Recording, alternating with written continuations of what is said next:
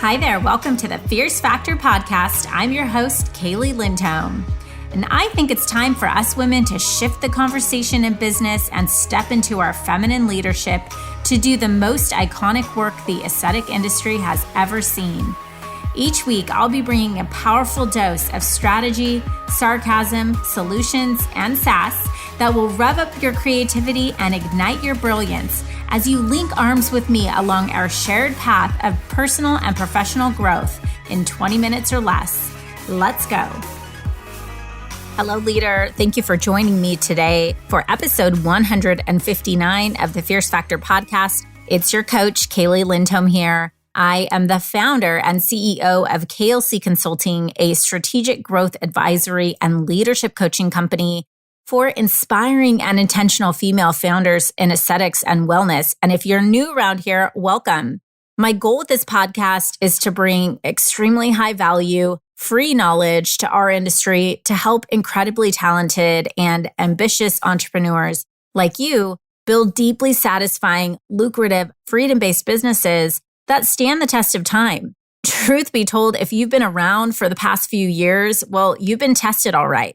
And as if a global pandemic, political chaos, and economic fluctuations haven't rocked the boat enough for you, we in aesthetics find ourselves potentially gazing into the eye of a global recession.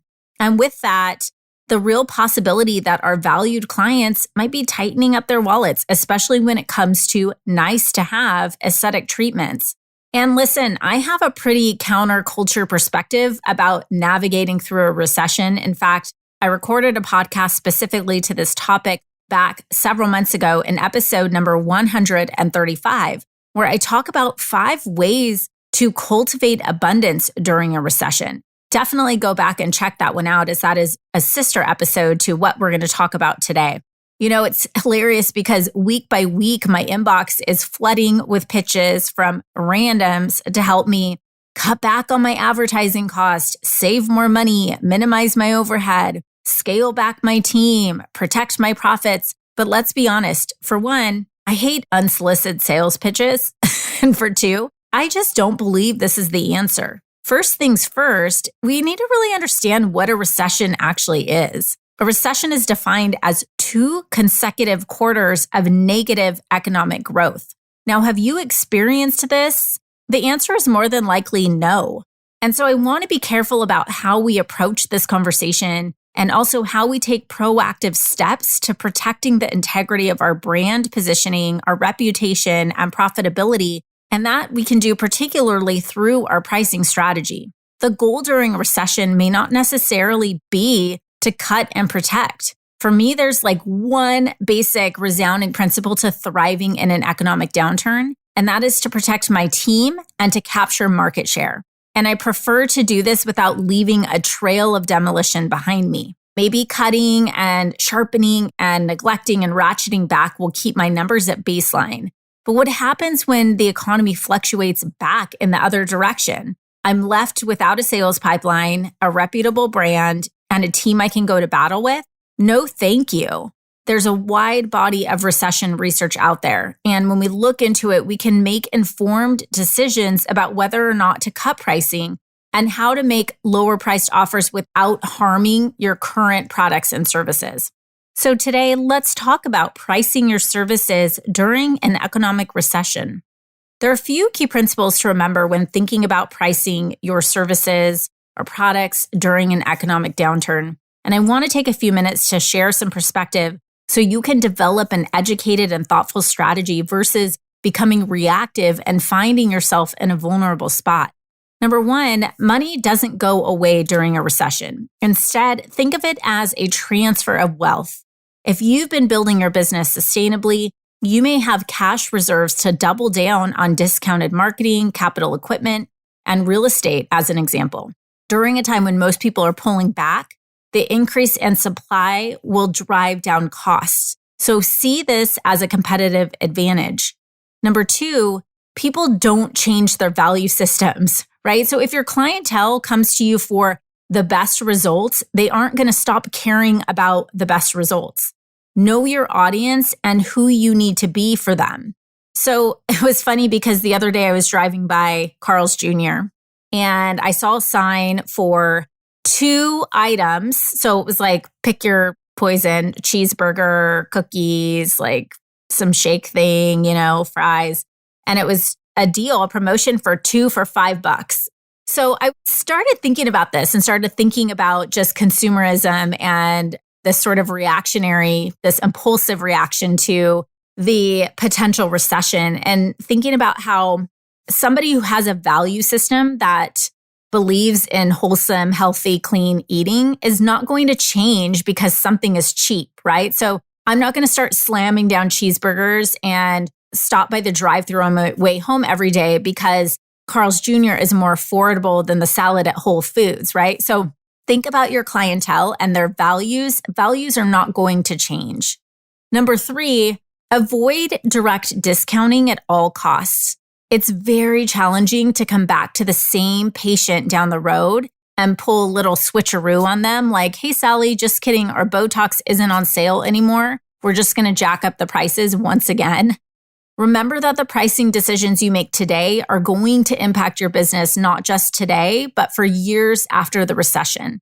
You want to be very intentional about what you're doing right now, and you want to remember that you could be honoring these prices over the long term and could get yourself stuck in a bad spot. If you do choose to restructure any pricing, make sure that the treatment plan's not something that you currently offer. So for example, create a smaller package or a smaller bundle that is not the same as something that you already have. Make it like an apples to orange offer. You may have, let's say, something that is like a bundled treatment that combines RF microneedling, IPL, and skincare. Make it a mini series bundle that only contains a portion of the treatment plan. And by all means, keep margins no lower than 30% net. You want to protect those profits at all costs. Number 4 is to protect your brand at all costs. Think about it from the perspective of a consumer. What if the restaurant you love, I think I must be hungry. I'm on a food kick. What if the restaurant you love and go to every Friday night starts discounting your favorite meal? Seriously, think about it.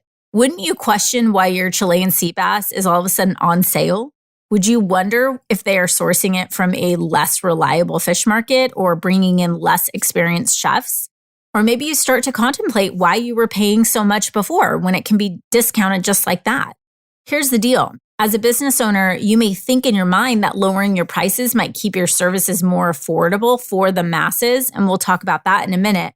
But let's revisit buying psychology 101. Something that's affordable for the masses doesn't hold the same significance as something that's valued and presented with the utmost integrity in any season.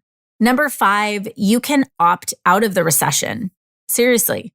Essentially choosing to adopt strategies that align your brand with buyers who are eager to invest in aesthetic procedures and not becoming reactive to the noise, the threat, or the potential of the wave of upset. What if you're going to get super strategic and use this possibility of a recession as a chance to show up your business for the long term? Consider the 80-20 rule to reinforce which 20% of clients yield 80% of the impact for your business. Instead of acquiescing to your most compromised clients, focus on building trust and consistency with the prized clients who really appreciate your brilliance and will respect the integrity of your pricing, even at its highest value. And finally, I'd like to refer you back to episode 98, Best Practices for Raising Your Prices, and to really think about your pricing strategy and to consider the idea that you might even be overdue for a price increase. Yes, even when there's buzz about a recession. Here's the thing. Your reality might be that it's time to step up your game. Maybe you're at a new place in your career, your life, your experience, your technical skills, your results, and your client assessment prowess. Maybe you're underpriced and undervaluing yourself in the marketplace to begin with. Goddess, my goal for you is to take this reminder as an opportunity to really evaluate your go-to-market strategy, claim your stake, and lead. Lead your strategy, lead your team, and most importantly, lead yourself. You have to up-level your mindset and show up as somebody who's confident, self-assured, and willing to adapt and go forward even in the face of uncertainty. Reminder to head back to the 2 sister episodes to this podcast, number 98 and number 135, to complete this week's session around pricing your services in a recession. I hope this little reminder has been helpful. As always, if you'd like support through this process, you can head to klcconsultants.com/scale and jump into our 6-week business growth certification program, Confidence to Scale. We're kicking off our next cohort on May 9th with our first live coaching session on May 16th. So do not wait to grab your spot. Okay, leader, have an amazing week. I'm headed to Michigan this week to work with some clients and see my best friend. So I'm sure I will have some updates on that for you next week. And I will chat with you next Monday morning. Wait, before you go, if you're vibing with this conversation and want to join me on my mission to help 1,000 inspiring and intentional women cross the next $1 million milestone in their business this year, or maybe you want to become one of them, head over to Facebook and join our free community, the Fierce Factor Society. Over there, we are taking this conversation to an elevated level. Get access to resource guides, podcast supplements, and guideposts, direct communication with me and my expert team, and of course, a society of fierce women making big moves and disrupting the status quo in aesthetics and wellness. You can link directly through the show notes or head to Facebook and search up the Fierce Factor Society. See you there, goddess.